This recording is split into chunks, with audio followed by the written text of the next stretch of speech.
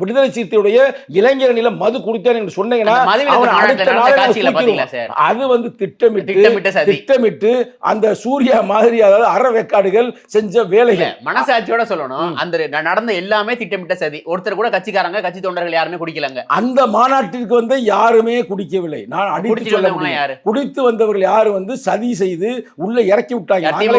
ஆமா, உடனே நீங்க திமுக மாநாட்டை கெடுக்கிறதுக்காகவே அரசு பாரதி டிகேசி. அது வந்து எப்படின்னா அது ஒரு யதார்த்தமான கருத்து. அதுக்கு இதுக்கு முடிச்சு போடாதீங்க.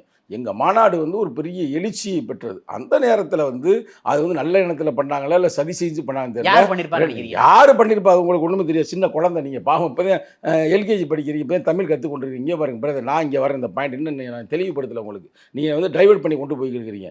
நான் மீண்டும் சொல்கிறேன், தெளிவாக சொல்கிறேன். தமிழ்நாட்டில் மதுவை ஒழிக்க வேண்டும்.